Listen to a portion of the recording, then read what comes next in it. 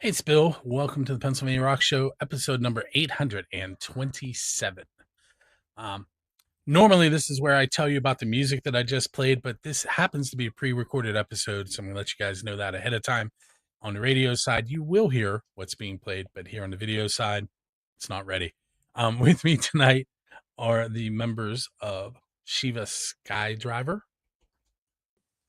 And I keep trying to say skydive, and I even typed it that way at one point. So let's That's start okay. with let's start with that name. Where did it come from? Ed and I started playing together when I was 16. I met Ed because I used to take guitar lessons from him, and we started playing together when I was in high school. And I was in a class, it was world cultures or something, and I was learning about Shiva and Buddha and Ganesh, and I had never heard of Shiva before, and I thought I really liked the sound of that. Like, just as a name, I thought it was a cool name, but then I learned that Shiva is the destroyer of concepts and the god of change, and I liked that idea. And also then later in life, completely unrelated to the name, that's a theme that pops up a lot in the lyrics that I write. And we had a drummer playing with us at the time who came up with Skydriver. We don't know where he came up with that. I think he was selling cars at the time. Like, that's what I put together. He was selling cars. He said Skydriver, and I was like, no, that's no good. And then put it together with Shiva. We thought, that's a great, it worked then. A flow to it, I guess. Hey, so you mentioned Ed's name. Why don't you two introduce yourselves real quick and tell us what you do in the band? And it's just the two of you, right? You're a duo? It is, yes. As far as playing live. Yes, go ahead. I will elaborate on that. I'm Kelsey James. I sing and play bass. When we record, we both record all of the instruments. There's full instrumentation on our songs, but that's all played by the two of us. And just depending on the configuration, if we're playing live as a duo, I will be singing and playing guitar. But when we do get the opportunity to play with the full band, drums and keyboards, then in that setting, I'm singing and playing bass. And I'll turn it to Ed Skero, and I play guitar, sing live. Don't sing much on the recordings. Right. You do a pretty good job of that. I cover it. Yeah. So, But yeah, as Kelsey said, we both play keyboards on the recordings. The drumming on the recordings is a combination of both of us in our programming and physically hitting things, but also editing them together to sound the way we want. Yeah. Cool. All right. So now, last episode, I forgot to do this, and so I'm going to do it right now. I have a official and unofficial build a scene question, and you've probably caught them if you mentioned you saw some shorts. Yes. Yeah. So the unofficial question is, what's the best pizza you've had because you're a musician? I have an answer for this. I don't know if you do, but I'll let you go first. We live in Mount Pleasant, and there's wonderful pizza in Mount Pleasant, but it's pizza I've been eating my whole life. So it's not because of music, but pizza because of music is our friend Nick James has Nick Jimmy's Pizza Pies, and it's like a food truck setup. So I had his pizza at Helltown in Mount Pleasant, and it was excellent pizza no matter what, but it also did help that he named a pizza after us. He had a Shiva Supreme on his menu that night, so that did score him some points. Even without being named after us, though, it was fantastic. So I say Nick James Pizza. That's the best. Since you took Nick James Pizza, I'll say, how do you pronounce it? Ioannis? Oh, yeah, Ioannis, yeah. Ioannis, because when we started playing music together, you and your mother introduced me to Ioannis, and I feel like all of my friends then started going there, but I don't know if I would have, they're far away, so I don't know if I would have ever heard of them if it wasn't for you introducing. Which one were you guys at? We used to go to Derry. Okay. But then they opened in, is it Delmont? And that was a bit closer for us, but it was in Derry that Ed is talking about. And they have one in Vandergrift, which is like 3 miles from where I am right now. That's great. Yeah. I think that's the newest one in Vandergrift. Okay. All right. So the official build a scene question is who's your Dave Grohl? And by that I mean who do you want to go up on stage with and perform one of their songs? Because Dave is known for pulling people out of the crowd and harassing them a little bit, but letting them play with the band. I I've heard you ask this question. I'm not 100% sure on that. I will say that many years ago, there's a metal band called Steel Panther. I don't know if you're familiar with them. I am. I did get to sing with them. So that did kind of happen for me. I don't know if that answers. I normally I would ask you what song, but I know the titles of their songs, and I'm not asking. Yeah, that's right. We've already. We'll brush over that. Yeah. Do you remember the song? Actually, I can't. I mean, the title is called "Party All Day," so I think that's okay. That one's okay. Yeah. Not all of them are. Mine would be Morrissey. Oh, that's a great answer. Because he gets a lot of flack for canceling shows. If he pulled you, you know how rare an occurrence that would be? It's rare for him to perform himself, but then to pull you on stage on top of it, even more rare. That's a good pick. I like it. I don't think I think Steel Panther has been an answer, but I don't think Morrissey has been answered on that question. So let's see. Okay. So you're leaving a show, and this question kind of leads into I have another show called Flashback, which this show, if you don't know, this is episode 827. The first one happened in 2004, so we can flash back and look at music from 2 decades ago. But if you were leaving your show and there's a DeLorean sitting outside, and you get in the DeLorean, and there's a flux capacitor, so you can go back in time. Marty went back in time and played with Chuck Berry's cousin Marvin. That's how he said it. What band would you want to go back in time and play with? I'm going to say, because I watch all the time INXS's live concert video. It's called Live Baby Live. I watch it all the time and I have not yet gotten tired of it. So I feel like I absorbed that live performance, and so I'm going to say that one because I am constantly absorbing it and it's just always like somewhere in my subconscious. I absolutely love it. That does something good for me watching that show. So I will choose INXS. That's a good one. So you took that I one. took your answer for that too. I would go back and play the tambourine for the Jimi Hendrix Experience. Because I think being on that, just the volume that people used to play at, right? That nobody does that anymore. Just being in the middle of that storm of sound, and you're not going to play the guitar, right? And no one's going to invite me to play the drums. We've already established that we program the drums. Yeah. So I would say the tambourine. I could handle the tambourine in that. Because that would be low enough pressure where you could still enjoy yourself. Yeah, exactly. And no one with all the volume, it's hard to mic a tambourine in the middle of all of that volume. So no one would know if I messed up or not. All right. So what we're going to do, we're going to take our first break. See how fast that went? Yeah. And we're going to play 2 songs off your forthcoming album. We're going to play Presence and If You're Willing to Go, So Am I. And when we come back, we'll talk a little bit about the album and those songs. And you made me think of a question that I used to ask, so I'm going to ask that one right off the bat. Okay. So we're going to head into our first break, and we'll be right back. Sounds good.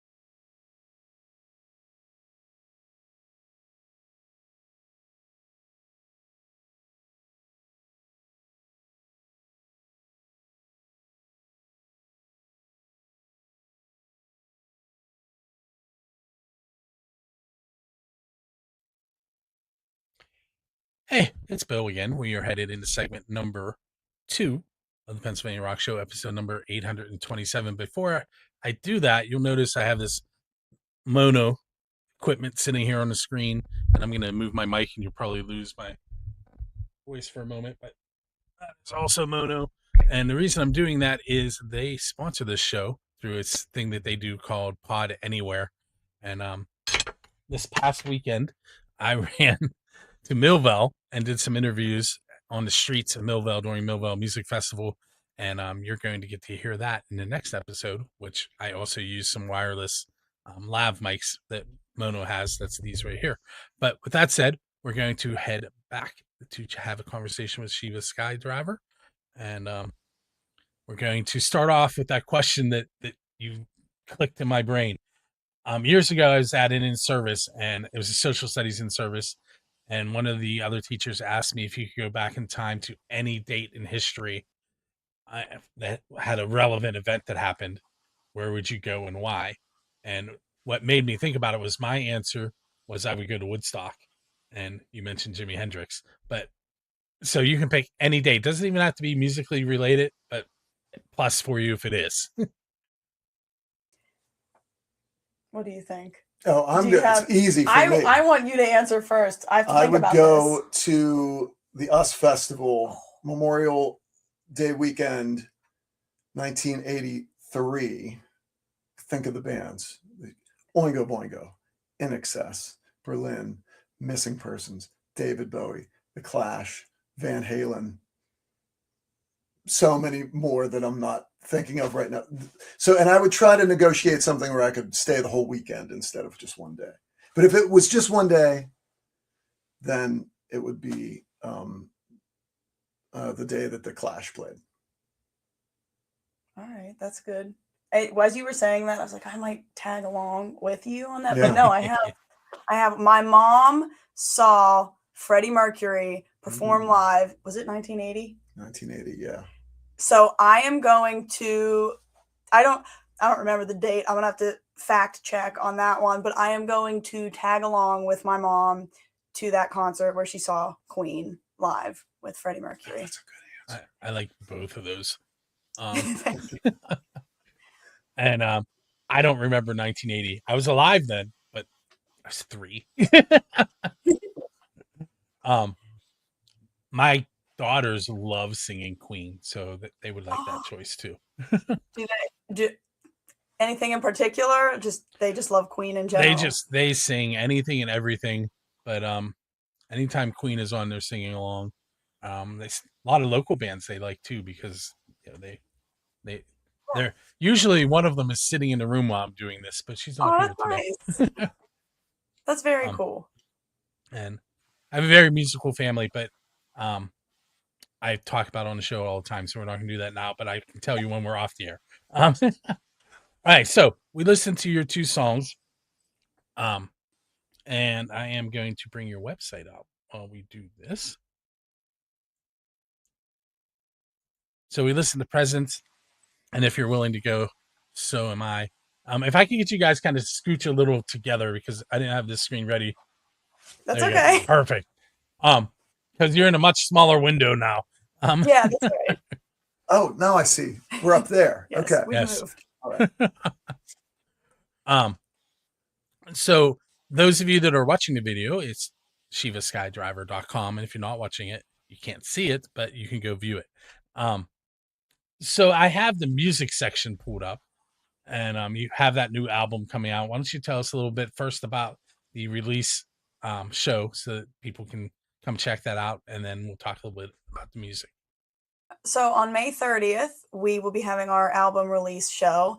And I mentioned earlier the full band. So a lot of times we play as a duo, but it's going to be the full band with drums and keyboards. And we'll be playing all of the tracks from the new album and hitting on, this is our 5th album. So we'll be hitting on songs from each of the 5 albums. And you can come get a CD and, of course, listen to it on streaming services and download it. And how many songs are on the new album? 8. 8. And, yes, we released them as singles starting back in December. So we have been on a schedule of releasing a new song every other week. And also in the mix there are some songs that aren't on this new album, some remixes of things.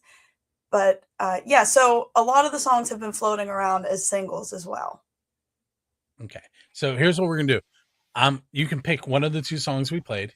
It's up to you, totally up to you which one. And I'm going to give you a VH1 moment, which you're going to have that storytellers where you can tell me a story about the song, whether it's a story about, I see Ed shaking his head because I think he's seen it, and Kelsey sitting there going, what is this? So what the idea is, you're going to tell me maybe a story about while you're recording it, or how the song came to you when you were writing it, or the meaning behind the song, something. Just tell us about the song. Okay. So in starting to write music for this new album, in January and February of last year of 25, I knew we wanted to do this, release a song every other week.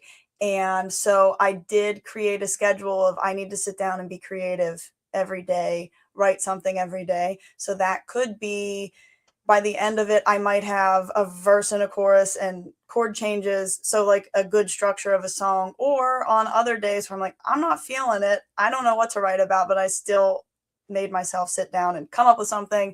Maybe I'll listen tomorrow and I won't like it, or maybe I will. And that was a day where I didn't have anything in particular where like, I'm feeling this, I feel good about this or bad about this, and I'm going to sit and write about it. So I was sitting on my couch with my notebook in front of me and the acoustic guitar, and thinking big picture and thinking about life in general and what to be writing about. And so I did start just kind of writing about moving through life. And so that is sort of what the song, not sort of, that is what the song is about. It's about moving through life, but also togetherness is a theme that comes up in our music a lot. And so it's moving through life with the people that you want to take along with you.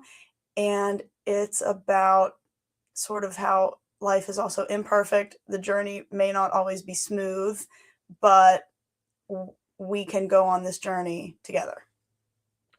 Now, how does the writing process work? Do you do all the writing and then bring it to Ed, or Ed brings stuff to you? Like, we have different methods, and that's something that we enjoy, is that we don't have some specific formula.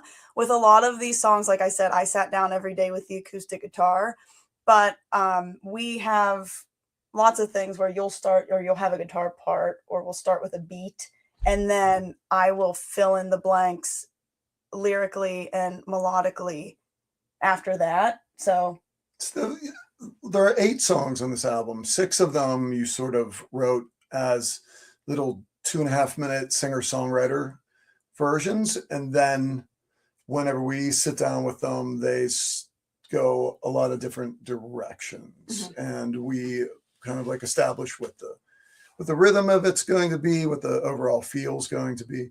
So that those first 6 started it like that.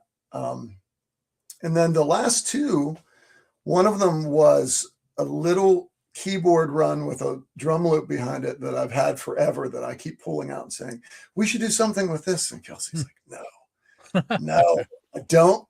But the only thing that ended up in the final version is I got my little keyboard run, and it appears one time. Appears one time in the song, but nothing about that original demo, or whatever you want to call it, remained. So a whole new song was just built out of that, just a little bit of a musical idea. So I wouldn't say that we've used every method possible for writing, because there are a lot of, I'm sure there's stuff, a lot of avenues yet to explore, but yeah, it doesn't. Sometimes, like I said, Kelsey has basically the bones of a song. That could just be a song on its own. It wouldn't even need to be expanded on. And other times it starts with the beat, or it starts with a little musical part, or yeah, a lot of different ways. It keeps it interesting and creative for us to always have a different approach. Not always, but have different approaches to choose from. Okay. So we're going to take our second break, and we'll come back, and I'm going to throw some of my off the wall questions at you. All right, perfect. And we'll be right back here on episode 827 of the Pennsylvania Rock Show.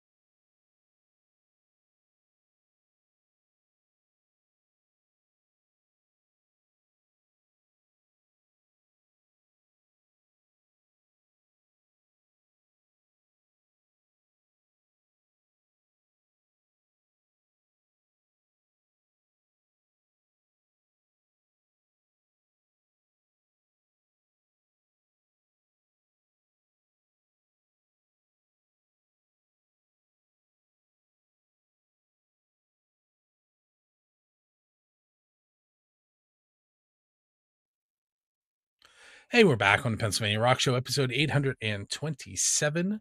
With me are Kelsey and Ed from Shiva Skydriver. Almost did it. Skydriver. There's an R. So I told you I was going to hit you with some of my more oddball questions.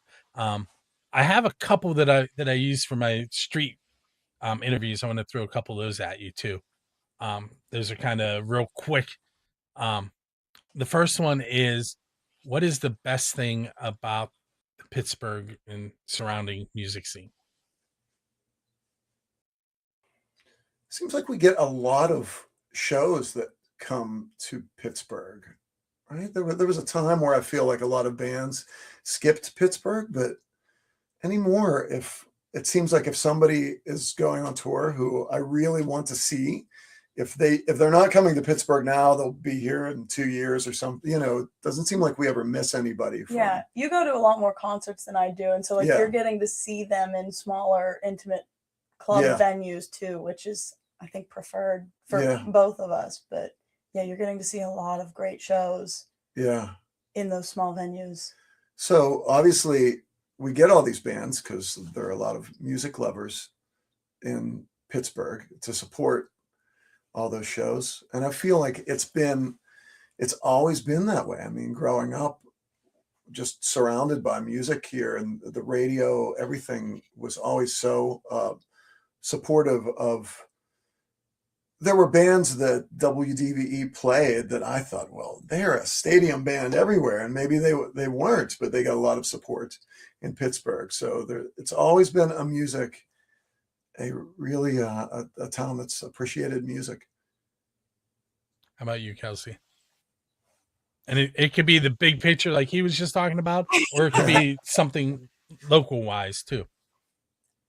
Local, I mean, everybody that we encounter when we're playing, whether it's always in the audience, but someone who's just coming out to listen to music, or our fellow musicians, friends that we have, everyone is just pleasant to be around, and it's a good environment, and it's a good energy that's shared between everybody. So we always have a pleasant experience, like I said, with both listeners and our other musician friends. Yeah, and just to expand on that just a little bit, it feels like there's so many things that people can go out and do. The attention is all over the place, whether it's, a lot of things competing for, the same area. So the sports and everything else. So when the audience tends to be hardcore music lovers. Yeah. And there's a lot and then people want to talk, afterward about the things that they love, and tell you if somebody's always messaging us and check out this band or check out this YouTube video of something from 50 years ago or whatever. So again, just music lovers. Yes, I get a lot of that, and what I get a lot that I love is a band. I mentioned my flashback show. I'll have bands contact me and go, "Hey, do you still have a copy of our album?" Blah blah blah. Because they don't have it anymore, and then I get to give them their music back. That's awesome. That's a fun one for me, and I harass them about it, but as you should. Was there ever a time where you thought about giving music up, and what caused that for you? To be quick. No? Kelsey's like, nope, not at all. No, there hasn't been. I mean, things get difficult sometimes, or things can be frustrating sometimes, but no. And it's our job for both of us. So we will joke and say we can't quit even if we wanted to. But like, no, I've never felt that way. I've been obsessed with this since before I, even was forming thoughts around anything else. And well, here, let me throw this question at you and feed off of that one. Yeah. Can you pinpoint that moment where you knew that you wanted to be a musician? I remember seeing music. The earliest music I remember seeing on TV was Sly and the Family Stone and Stevie Wonder. And there was just such an energy to it. And, like little kids, we see it all the time when people have little kids at the gigs. They dance and they immediately start reacting to music. And so, yeah, from that point, I don't think I could pinpoint a time. It just was an obsession since I've been aware, able to be aware of it. I think for me, I don't know that I have a particular time, but like my mom, I mentioned earlier, she saw Queen in 1980. She is a music fan. And so I grew up with music being a big part of our life and like what we're going to listen to in the car. So even when I was a kid and I would ask other kids, well, who's your favorite band? They'd be like, I don't know. I'm like, that's weird. How do you not have a favorite? And so I loved all the stuff that my mom was playing when I was growing up. But then when I was around 7 years old, I think 7 or 8, I found in her collection a Kiss compilation CD. And that's when I was like, oh, this is my favorite thing. And I want to be a part of this. So that's probably what really lit the fire under me to want to pick up a bass guitar. So last week's guest, also a female lead singer, told me Kiss as well. Oh, nice. Okay. That's great. And also that's where my love of rock came from. My uncles are 5 and 9 years older than me, so kind of more like brothers. And that's what they were listening to. And I was like, I want to be like my older uncles. So That's awesome. So that Kiss for me too. Who was your favorite member growing up? So that's a tough one. It went between Gene and Peter. And Gene because the demon persona, but I have always had a soft spot for like gravelly vocals, and Peter is that's where that started. It's Peter. That's great. And yeah, he does have a great voice when his voice is interjected in with everything else. It's good. All right, let's see. I was not going to ask that question about pinpointing it. It fell right in there. That was great. That was good. So I'm going to ask you one of my Kiss questions. Okay. So my friend Jazz, who runs Jazz's Rock and Road Show, which is an award-winning show on Music from 412, they won a Telly, which is a huge deal. And I can't remember the other one. They just got announced this week. I'm going to have to write it down. But he has a series where he went to Antarctica. And in that episode, he plays one of his band's Half Wheels songs while standing on the South Pole. And Metallica has played in Antarctica, and Kiss has played in a bay in Australia to sharks. Okay. So what is your non-traditional venue that you would like to play at? If you could just set up somewhere and start jamming, where would it be? Anywhere that we can play. This is going to have to be a team effort. Okay, we all can't right. answer individually because we both have to be there. So. Oh, right. We were just talking about this yesterday about all the national parks that you and I have visited separately. Yeah. But I would say I'm going to go back to that Carlsbad Caverns. Yeah, I haven't been. You've been there. I haven't been. So I think that us performing there will get me there. I imagine like being at the South Pole. I mean, I haven't been to the South Pole, but the caverns it just seems like another world.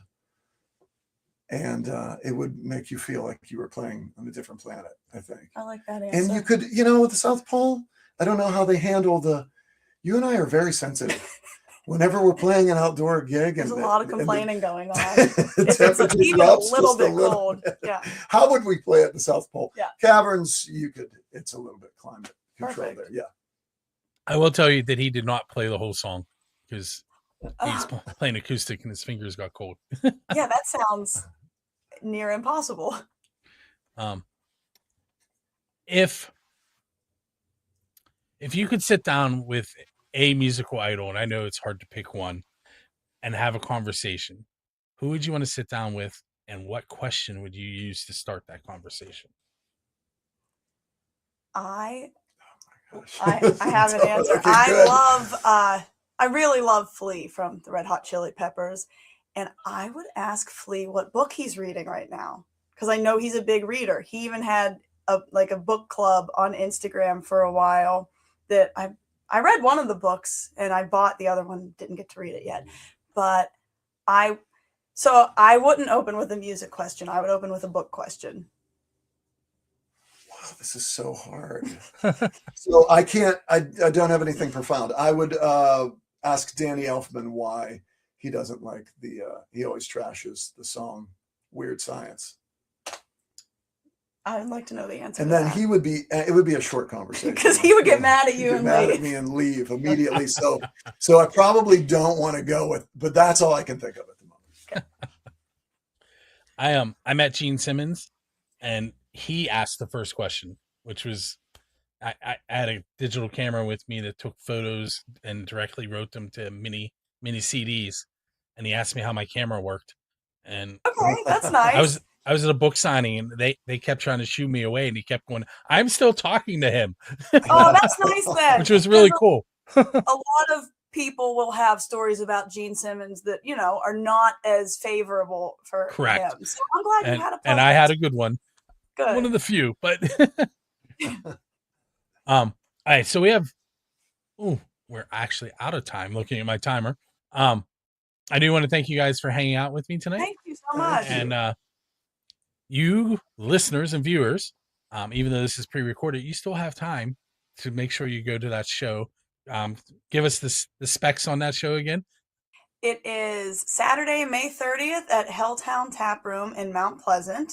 The show, we have an opener, DJ Zim, opening at 6, and we'll go on at about 7, playing all the songs from our new album and songs from all of our other albums. And also on May 30th, the album will be available for streaming and download.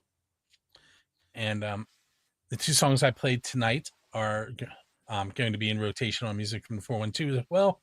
You can't request, but you can hang out and listen and hope you get to hear them. Or you can send me a message and say, hey, Bill, you haven't played that a while in the Pennsylvania Rock Show. Why don't you throw it in? And we'll see if we can make that happen for you. I want to thank Kelsey and Ed for hanging out with me tonight. Thank you for having us. This was very enjoyable. You're welcome. Thank you. And everyone, make sure you head to shivaskydriver.com, get a copy of the new album, and then also head to buildascene.com and check out all the stuff I put out, as well as musicsfromthe412.com, where you can see video and listen to music. And we have a Roku channel that has a TV guide, and there's all kinds of different shows. There's a channel that is just local unsigned bands playing music videos that they've produced. We have shows like mine that have their own channel. You can watch it 24/7. And there's a lot more to come. Pittsburgh History channel on there. So go to both Fire TV and Roku and search Music from 412 for that. And you will find this episode on there shortly. With that said, we're going to head off into the evening and play a couple more tracks for you. Make sure you join me each and every Monday night, 7 p.m. for the interview, 10 p.m. for the radio show, and we'll see you next time.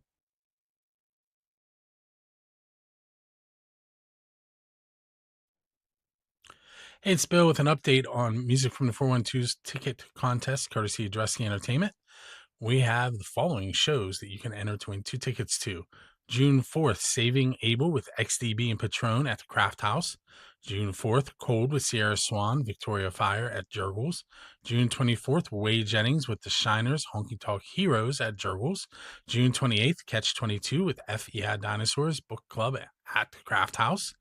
July 25th, Quiet Riot at Jurgles. July 17th, Blackberry Smoke at Timber Rock Amphitheater. July 23rd, Metal Church with Heathen, All Sinners, and Executionists at the Craft House. July 30th, Tiffany with Stereo Scandal at Jurgles. August 25th, Ugly Kid Joe with Wheatus and Platinum Moon at Jurgles. September 9th, CKY with 9 Sundays, Bloomfield Pest Control at Jurgles. September 23rd, Black Flag with Shiver at Craft House. October 4th, Striper at Jurgles. And October 21st, Mushroom Head and Fear Factory at Preserving. Those are their current lineup, but check the website often because it changes. And you'll want to do that by going to musicfromthe412.com/contest. And make sure you check out musicfromthe412.com for all your unsigned and local music needs.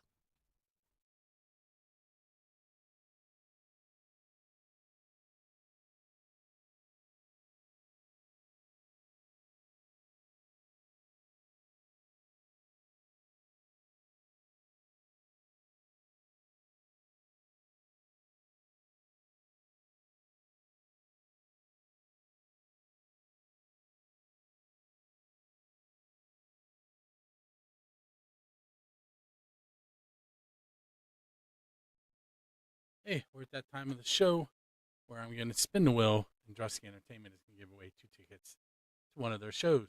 This show happens to be Wade Jennings with the Shiners and the Honky Tonk Heroes on Wednesday, June 24th, 5 p.m. doors, 7:30 p.m. showtime. Because it's at Jurgles, it is 21 and over. You can purchase tickets for that by going to Jurgles' website or Drusky Entertainment. Those tickets are $25.65 a piece. There were 3 people that signed up: Justin Todd, Andrew Carr, and Keith Laydig. I have them all a bunch of times on the wheel, and I'm not going to shuffle it this time. I kind of changed the order up on my own. I'm going to hit spin, and we're going to find out who is winning those tickets to see Way, the Shiners, and the Honky Tonk Heroes. And that winner is Andrew Carr. Andrew, keep an eye on your email. I'll be sending you an email with information on the show, and then Drusky Entertainment will follow up with your tickets and how to get them. With that said, we did just add a whole bunch of new opportunities to win tickets from Drusky Entertainment. Go to musicfromthe412.com/contest to see what other shows are available. And make sure you join us each and every Monday night on the Pennsylvania